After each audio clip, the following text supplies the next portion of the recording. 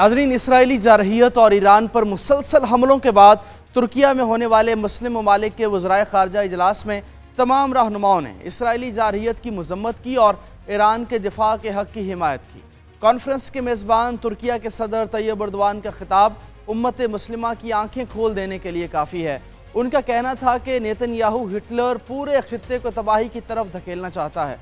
मुसलमानों का इत्तेहाद वक्त की ज़रूरत है, अपने इख्तलाफात ख़त्म करके एक हो जाएं। इसराइल ने यमन, लीबिया और शाम पर जारहियत के बाद ईरान पर हमला कर दिया है।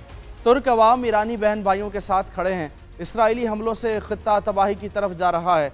इसराइल पूरे खित्ते में अपना तसल्लुत कायम करना चाहता है।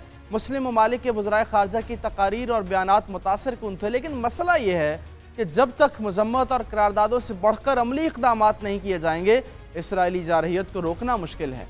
इसराइल का अगला निशाना पाकिस्तान या तुर्किया हो सकता है। इसराइली वज़ीर आज़म नेतन्याहू पाकिस्तान को इसराइल के लिए ख़तरा करार दे चुके हैं। इसराइल बयानात और सिर्फ मज़म्मत करने की बात नहीं समझता। गज़ा पर वहशियाना बमबारी जारी है। फ़लस्तीनी शहदा की तादाद 55,000 से तजावुज़ कर चुकी है। हॉस्पिटल तक बंद कर दिए गए हैं। मासूम बच्चे और फ़लस्तीनी भूख और प्यास से मर रहे हैं, लेकिन इसराइल उन तक इमदाद नहीं पहुँचने दे रहा। इसराइली जारहियत रोकने के लिए मज़लूमों की अमली मदद करना होगी। अब यह फ़ैसला मुस्लिम ममालिक के रहनुमाओं ने करना है कि वो फ़लस्तीन के मज़लूमीन और ईरान की मदद कैसे करते हैं।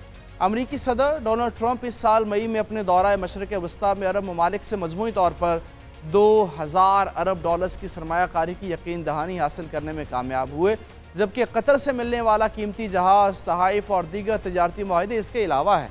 अगर अरब ममालिक सऊदी अरब, मुत्तहिदा अरब इमारात और कतर वगैरह सिर्फ ये शर्त ही आयद कर दें कि जब तक इसराइल गज़ा पर बमबारी बंद नहीं करता वो अमेरिका में सरमायाकारी नहीं करेंगे, तो सदर ट्रंप बमबारी रुकवा सकते हैं।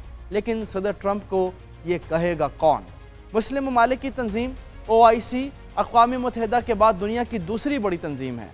उम्मत मुस्लिमा को जब भी कोई मसला दरपेश होता है, तमाम निगाहें OIC की तरफ उठती हैं कि वो क्या फ़ैसला करती है। लेकिन बदकिस्मती से OIC ममालिक को दरपेश बहरानों, ख़ासकर इसराइल और अमेरिका की जारहियत के ख़िलाफ़ कोई मौसर लाहे अमल इख्तियार नहीं कर सकी, जिसके बायस बहुत से हल्कों में इस पर तनकीद भी की जाती है कि OIC का काम सिर्फ मज़म्मत करना है, इससे ज़्यादा ये तंजीम कुछ नहीं कर सकती। इस्लामी ताउन तंजीम दुनिया के 57 मुस्लिम अक्सरियत ममालिक पर मुश्तमिल एक आलमी तंजीम है, जिसका क़याम 1969 में बैतुल मक़दस पर इसराइली हमले के बाद अमल में आया। यानी ये तंजीम बनी ही इसराइली जारहियत के ख़िलाफ़ थी। इस तंजीम का बुनियादी मकसद मुस्लिम दुनिया के मफादात का तहफ़्फ़ुज़, बाहमी इत्तेहाद और मुस्लिम उम्मा को दरपेश चैलेंजेस का इज्तिमाई हल तलाश करना था। इस तंजीम की कारकर्दगी को अगर बगौर देखा जाए तो ये सवाल शिद्दत से उभरता है कि OIC से मुसलमानों के मसाइल के हल में नाकाम क्यों है। OIC की सबसे बड़ी कमज़ोरी यह है कि यह तंजीम किसी भी रुकन ममालिक पर कोई भी काबिल अमल फ़ैसला मुसल्लत नहीं कर सकती।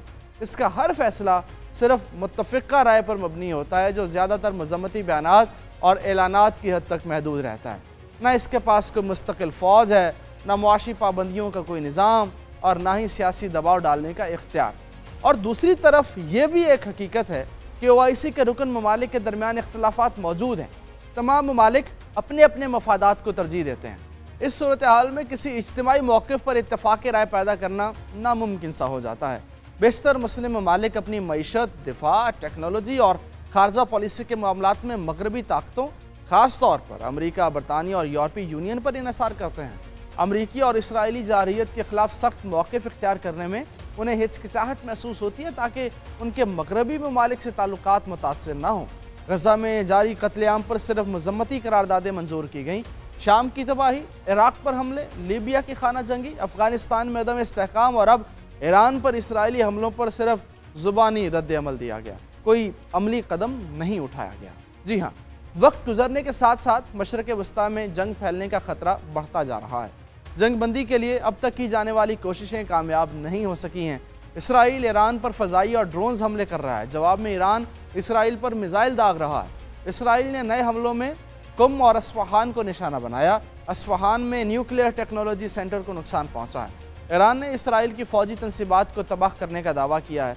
एक तरफ तो दुनिया इसराइल को जारहियत से रोकने और ईरान से मुज़ाकरात के लिए कोशिशें कर रही है, तो दूसरी तरफ इसराइली वज़ीर आज़म नेतन्याहू की तरह कई यूरोपीय ममालिक के सरबराहान ईरान के ख़िलाफ़ मज़ीद सख्त मौक़िफ़ इख्तियार करते नज़र आ रहे हैं। फ्रांसीसी सदर इमैनुअल मैक्रोन ने मुज़ाकरात की सूरत में ईरान पर नई शराइत आयद करने की धमकी दी है।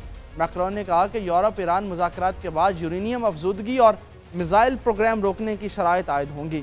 मुआहदे की सूरत में ईरान यूरेनियम अफजूदा नहीं कर सकेगा। ईरान को अपना मिसाइल प्रोग्राम महदूद करना होगा। हिजबुल्लाह, हमास और हौसियों समेत मुजाहमती ग्रुप्स की मदद बंद करना होगी।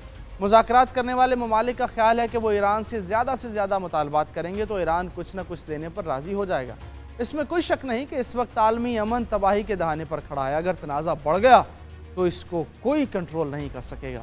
ईरान मुतअद्दिद बार कह चुका है कि वो न्यूक्लियर हथियार नहीं बना रहा, लेकिन इसराइल और अमेरिका किसी की बात सुनने को तैयार नहीं। उनका अपना एजेंडा है।